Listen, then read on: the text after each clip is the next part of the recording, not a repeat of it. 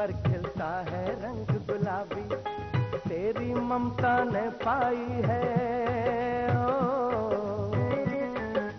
तेरी ममता ने पाई है हर एक सुख की चाबी। ओ भाभी, ओ भाभी, ओ भाभी, प्यारी भाभी।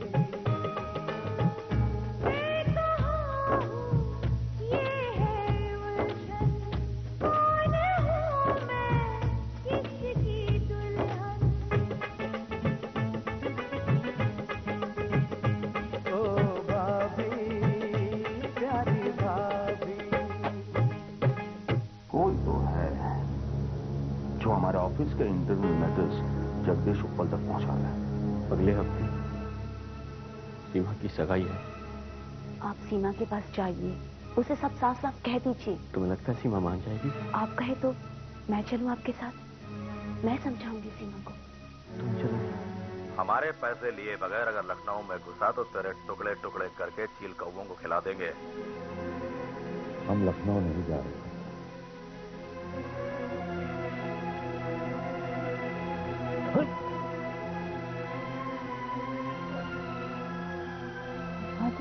कल रात मैंने जो कुछ देखा मैंने किसी को नहीं बताया। आपका मुझ पर एहसान रहेगा। वहां के थाने से चिट्ठी आई है कि कुछ लाशें बहकर, मेरा मतलब कुछ लोग बहकर वहां भी पहुंच गए। आप चाहे तो वहां जाकर पता कर सकते हैं। मुझे लगता है मेरी खुशियां मेरे दरवाजे पर है। आप सीमा से मिलने जाइए। भाई साहब, हमें तो पूरा विश्वास है कि हमारी बेटी आपके घर में राज करेगी, राज।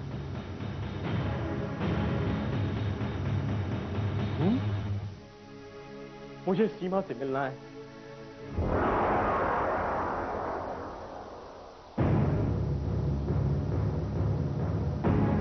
आप लोग बैठ जाइए ना। क्या लेने आए हो यहाँ? अंकल, मेरा सीमा से मिलना बहुत जरूरी है। देखो तिलक, परसों सीमा की सगाई है मिस्टर और मिसेस भल्ला के बेटे के साथ। हम सब उसी की तैयारी में लगे हुए हैं। प्लीज मैं आपके आगे हाथ जोड़ता हूँ, ये सगाई रोक दीजिए। देखिए मिस्टर खन्ना, मेरे ख्याल से अब हमें चलना चाहिए। आप ही अंगूठी सीमा बिटिया को पहना के देख लीजिएगा और हमें फोन पे बता दीजिएगा। आप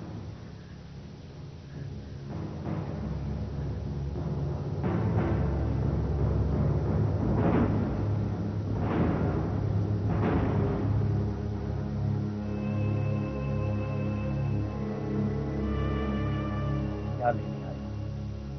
अंकल, यहाँ कोई अंकल वंकल नहीं है। अरे हमने तुम्हारे साथ उसी दिन नाता तोड़ दिया था जिस दिन तुम मेरी बेटी को जिंदगी भर के लिए रोता छोड़कर चले गए थे। आपने मेरे साथ ऐसा धोखा किया है कि मुझे कहीं का नहीं छोड़ा। और तुमने भी तो मेरी बेटी का दिल दुखाया, फिर तुम्हें भी तो कुछ न कुछ होना था। जानते हो, तुम्हारे जाने के बाद कितनी मुश्किलों से संभली है मेरी बेटी। और अब मैं नहीं चाहता कि तुम्हारी सूरत देखने के बाद फिर से उसकी तबीयत खराब हो जाए। तो मैं एक बात सीमा से मिलना चाहता हूँ।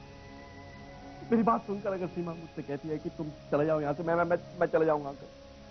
देखो तिलक, मैं तुम्हारे आगे हाथ जोड़ता हूँ, यहाँ से चले जाओ। तुम नहीं जानते, जब तुमने सीमा के साथ रिश्ता तोड़ा तो मुझे दुनिया वालों के कितने ताने झेलने पड़े। लड़की का बाप जो हूँ, अब बड़ी मुश्किलों से ये रिश्ता तय हुआ है। बड़ा अच्छा लड़का मिला। ये देखो अपनी पसंद की अंगूठी और साड़ी वो सीमा के लिए लेके आया। बड़ा प्यारा लड़का।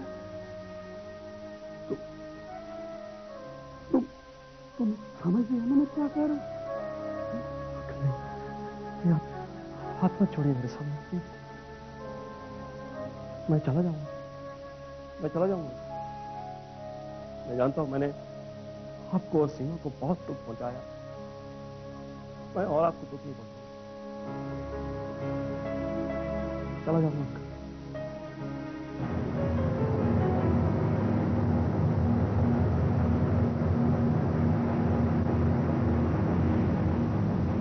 ठहरो।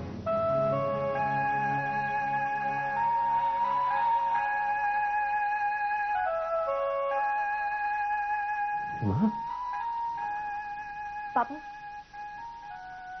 मैं तिलक से बात करना चाहती हूँ।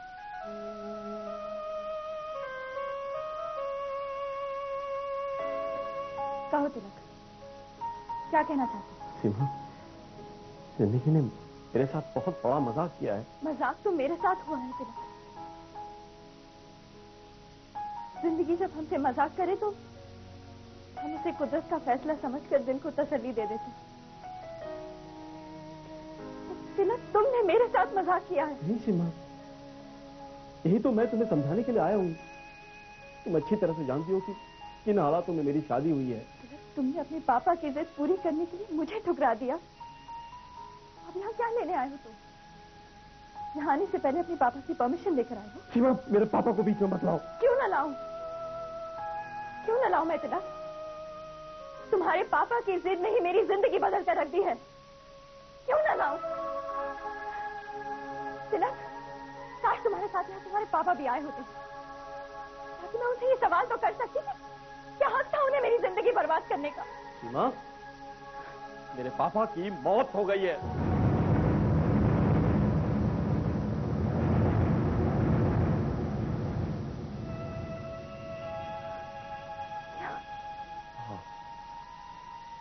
शादी के फौरन बाद एक एक्सीडेंट हुआ और उस एक्सीडेंट ने हम सबकी जिंदगी को उथल पुथल कर रख दिया। भाभी, प्यारी भाभी।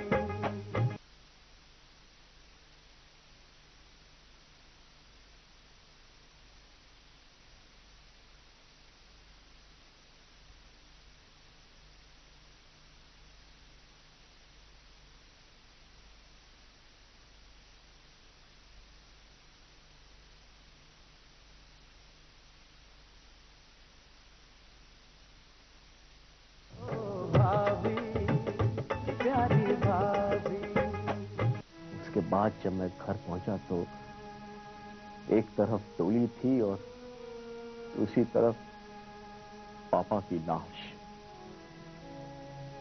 I'm sorry Tilak. Seema,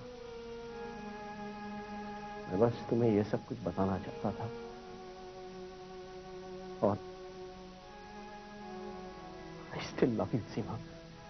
Tilak please, तुम्हारे मुंह से ये बातें अच्छी नहीं लगती। तुम्हारे घर पर तुम्हारी बीवी है, उसे भूलकर तुम मुझसे प्यार की बातें कर रहे हो। वो मेरी बीवी नहीं है सीमा। What? एक्सीडेंट के बाद मैं एक दुल्हन को अपनी बीवी समझकर घर ले आया। बाद में पता चला कि मैं गलती से किसी और को ले आया। मैं तो उसी वक्त उसे छोड़कर आना चाहता था, पर मां की तबीयत अचानक खराब हो गई। मैं नहीं चाहता था कि मां को एक और सदमा पहुंचे। मैंने सोचा कि मां के ठीक हो जाने के बाद उसे छोड़कर आऊंगा और अपनी बीवी को घर ले आऊंगा। लेकिन सीमा, ये सब ठीक नहीं हुआ। ये सब ठीक नहीं हुआ सीमा। पता चला कि एक्सीडेंट में उसके घर वालों की मौत हो गई और मेरी बीवी थी। पर उसका पति कहाँ है? उसी को तो ढूंढते ढूंढते मैं भटक रहा हूं। पुलिस स्टेशन से उसका एक ठिकाना मिला है। वहां से उसके पति का पता चल जाए तो मैं उसे घर पहुंचा दूं। और फिर तुम मेरे पास लौट के आ जाओ। इंटरेस्टिंग स्टोरी तिलक। तुम्हें लगता है मैं तुम्हें कहानी सुना रहा हूं? और मैं सोच रहा था कि तुम मेरे जख्मों पर मरहम रखकर मेरा साथ दोगी। शायद मैं ही गलत था। तिलक, तुम मेरी जगह पे खड़े होकर देखो। जिसने पल पल तुम्हारे साथ सुनहरी जिंदगी का सपना सजाया हो, तुम इस तरह छोड़ के चले गए। बताओ तिलक, तुम्हारा यकीन कैसे करूं? वो औरत जो तेरी बीवी बनकर मेरे घर में रह रही है, उसे तुम्हारे और मेरे प्यार के बारे में सब कुछ मालूम है। उसी ने मुझे तुम्हारे पास भेजा है। उसके पति मिल जाने के बाद वो तुमसे मिलकर तुम्हें हकीकत बताना चाहती है। अरे वो तो आज भी आना चाहती थी, आ नहीं सकी। अगर तुम्हें अब भी मेरी बातों पर यकीन नहीं है तो मैं चले जाता हूं। ठहरो तिलक, मैं नहीं जानती मैं सही हूं या गलत। मैंने पहले भी तुम पर भरोसा किया था और न जाने क्यों आज भी मेरा दिल तुम पर भरोसा करना चाहता है। मैं तुम्हारा इंतजार करूंगी। सच?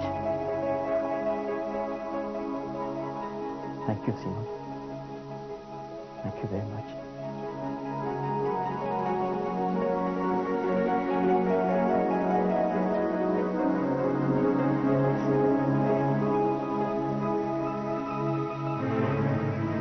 मैं अभी वॉचमैन से कह देता हूँ कि फिर वो आदमी दोबारा अंदर आए तो उसे घुसने मत देना।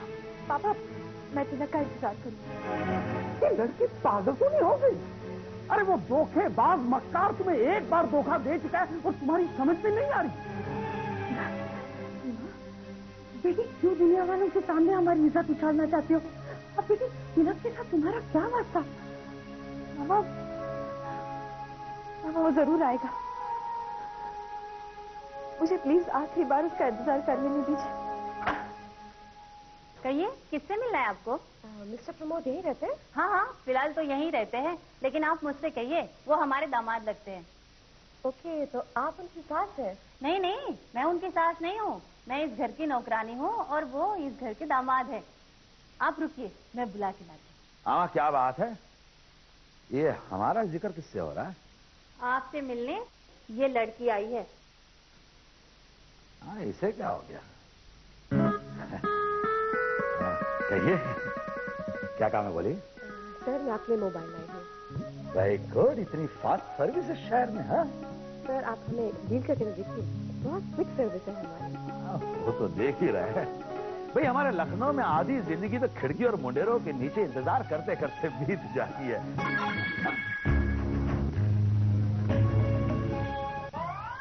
वो क्या है कि वहां के दुकानदार अक्सर अपनी बीवियों के साथ होते हैं या हड़ताल पे, इसीलिए तो लखनऊ में मोबाइल सक्सेसफुल नहीं है। अगर यकीन नहीं आ रहा तो पूछ लीजिए इनसे। क्यों कांता? हाँ?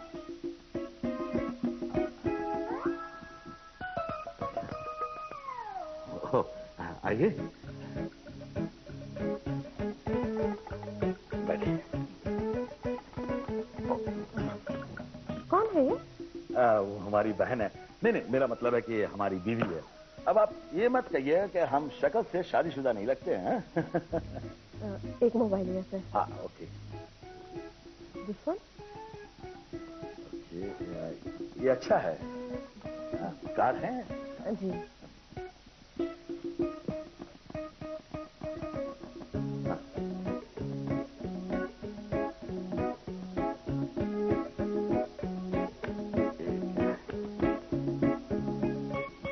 तो एक्टिवेट हो गया।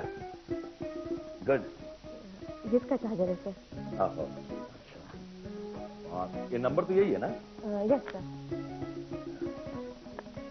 चेक तो आपको मिल गया होगा? हाँ जी। सर, ये मेरा कार्ड है, कोई प्रॉब्लम होगी तो याद कीजिएगा। जरूर, मैं आपको जरूर फोन करूंगा। Bye sir.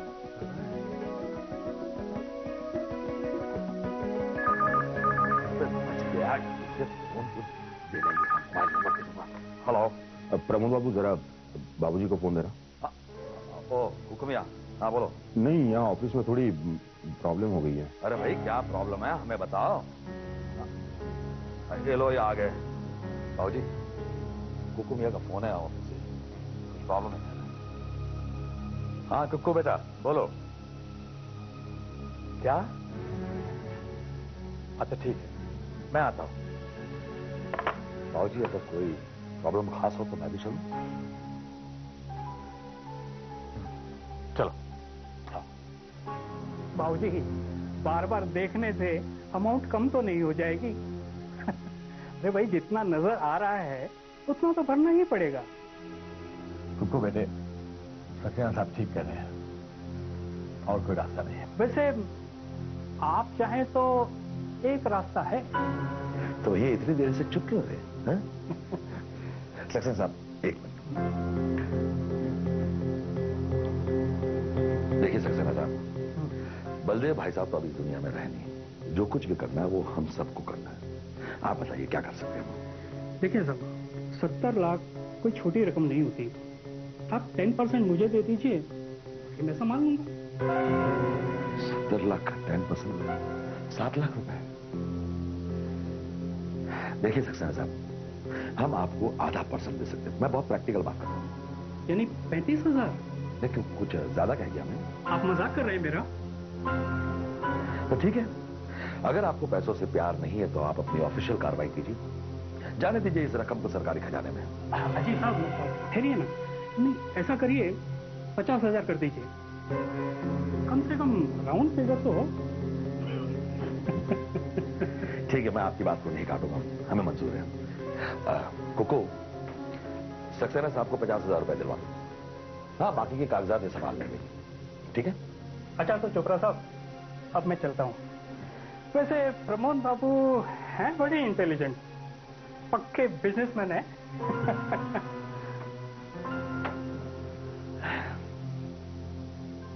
और कोई प्रॉब्लम? प्रमोद बाबू, एक प्रॉब्लम है जिसे आप ही सॉल्व कर सकते हैं। हाँ बोलो।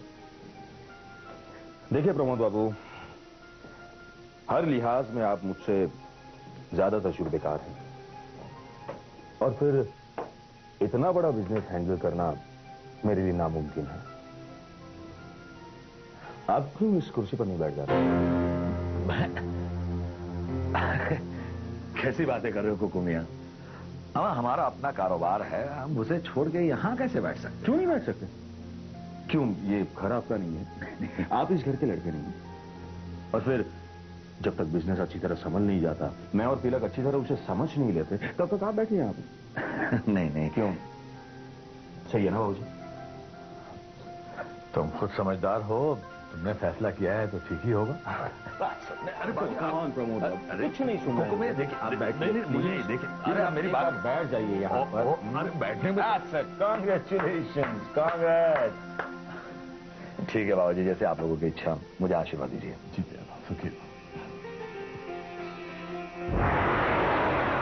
हमारे पैसे लिए बगैर अगर लखनऊ में घुसा तो तेरे टुकड़े टुकड़े करके चील कौओं को खिला देंगे। भाभी, प्यारी भाभी।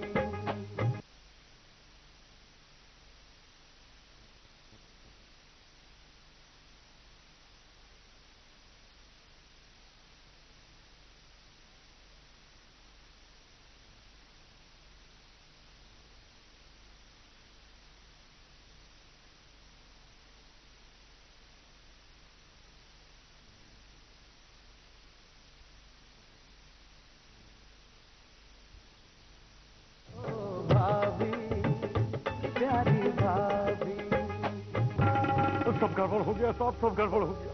क्या हो गया? अरे वो इनकम टैक्स अफसर सक्सेना चोपड़ा को अपने घेरे में लेने ही वाले थे कि ऐन वक्त पे ओकरे जमाई हुआ टपक पड़ा। कौन? प्रमोद? हाँ साहब, उसने ऐसा जादू चलाया कि सक्सेना साहब ओकरी लपेटे में आ गए। बकरे की माँ कब तक खैर मनाएगी? आज नहीं तो कल प्रमोद को जाएगा। अरे कहा जाएगा साहब? अरे कुक्कू ने तो उसको एमडी के कुर्सी पे बिठा दिया है। वो तो चोपड़ा साहब के लिए कुरुक्षेत्र में किशन बन के आया है।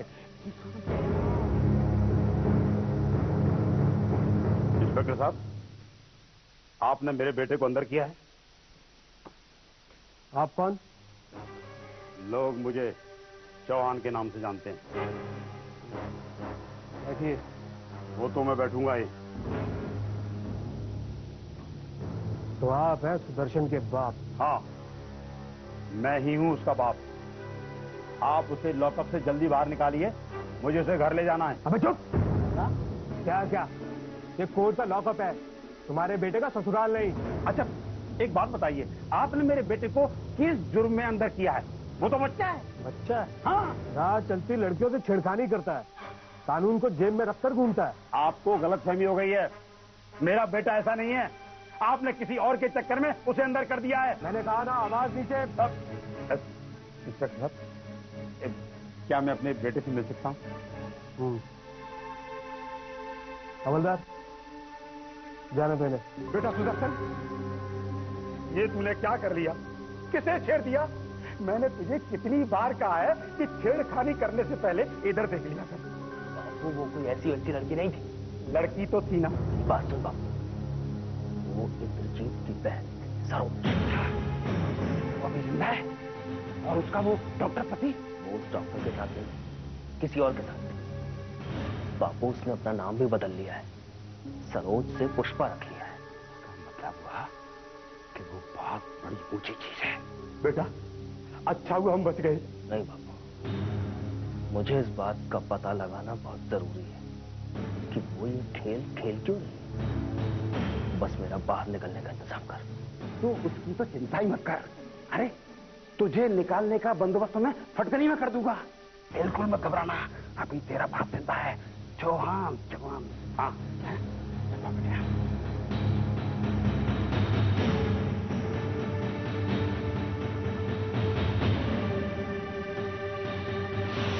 My wife Pushpa Chopra. आप ये रिश्ता क्या ठुकराएंगे? हाँ, मैं खुद ये रिश्ता ठुकरा रही हूँ। एक बार मात खा चुका, बार बार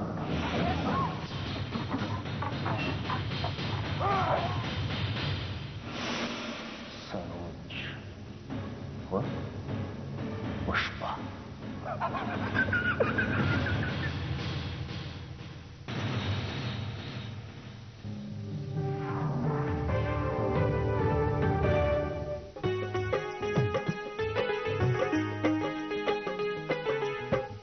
सवेरे उठ कर देखे तेरा हंसा मुखड़ा, उससे तो फिर दूर ही रहता दुनिया का हर टुकड़ा। सबका भला करने को तेरे, सबका भला करने को तेरे दिल में रहे बेताबी। ओ भाव